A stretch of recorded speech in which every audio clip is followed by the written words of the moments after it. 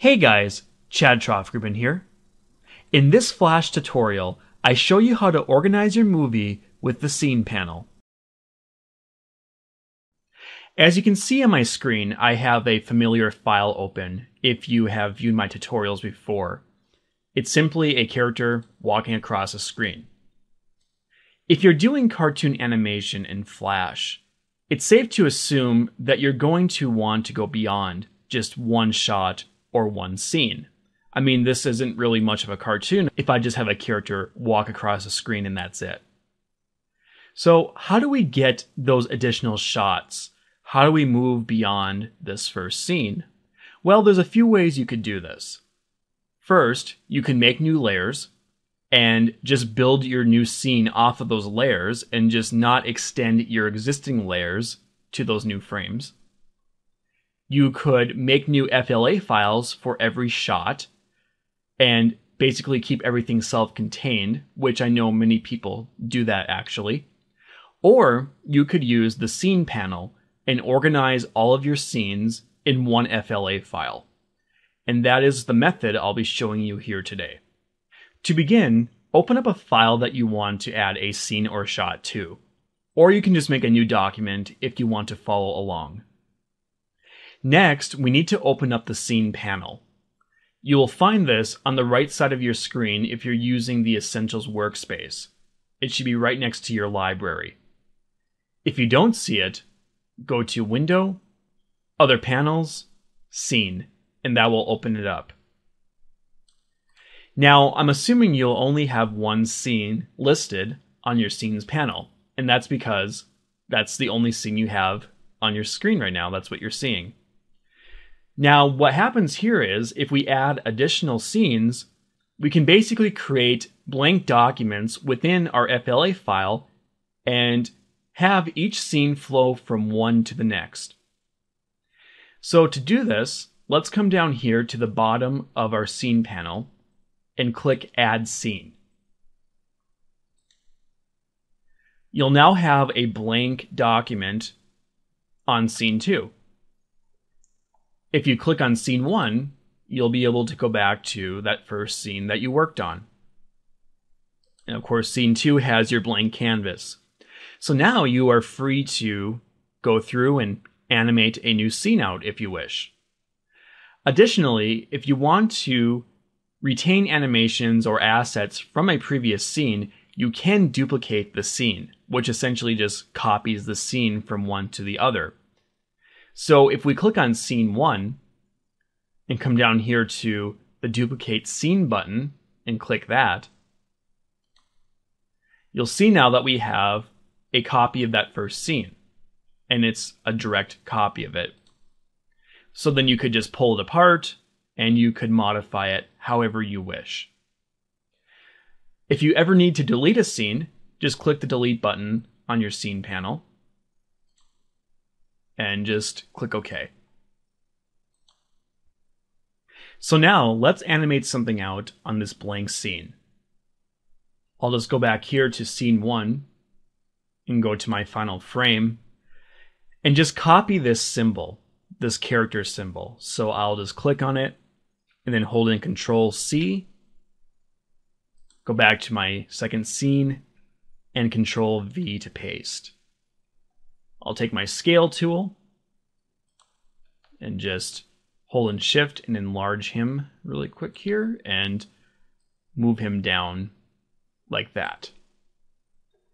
Go back here to my first scene again, and I will grab the fence, the sky, and the mountains in the background.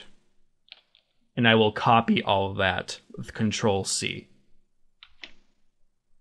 Then, going back here to Scene 2, I will make a new layer, move it below the character, and then hold in Control-Shift-V to paste in place. And again, I will use the Scale tool to just enlarge the objects I have put down here and nudge them over like that. And I will also put my fence and my hills on 2 separate layers so that they're separate from the sky. So I will just click on the fence and cut that. Make a new layer. Control-Shift-V to paste. Same with the mountains.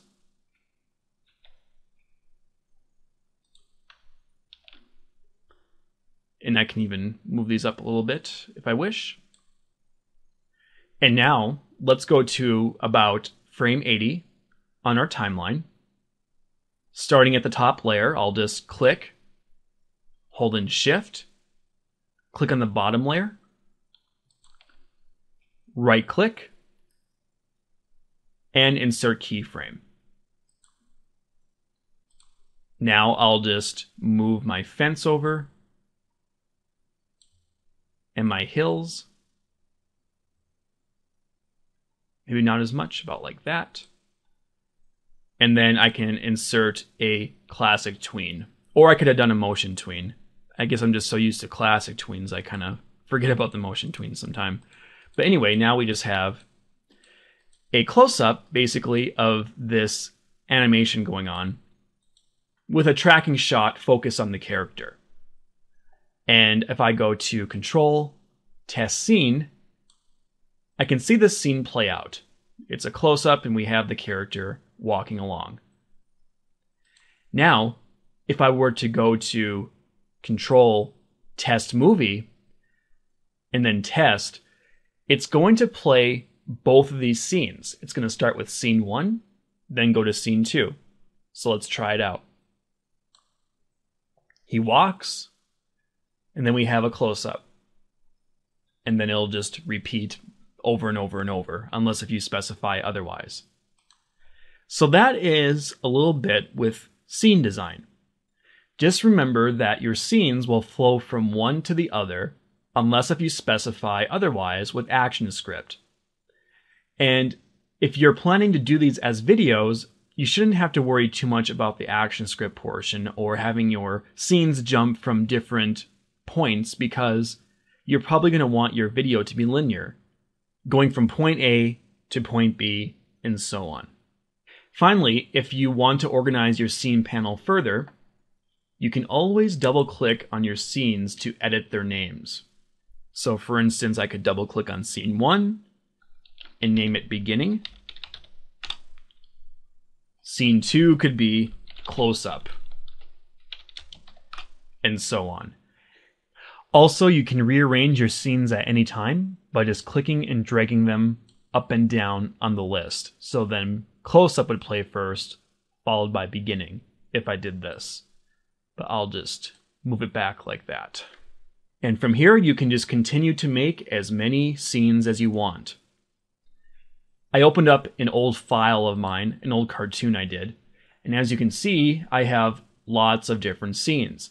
And each time I do a new scene is when I have a different shot. If I go from a close-up to an establishing shot, or if I just change the scenery, I change the scene. It just helps me organize the file. And as you can see here, I have close-up, then I have a different scene, then I have another close-up, and so on. So that's how I organize my scenes. Anyway, to wrap this up, if you are looking to do more detailed cartoons, I definitely recommend that you use the Scenes panel. It will help keep you organized and help you create a flow for your movie. Anyway, I hope you guys found this helpful, and I'll see you guys next time.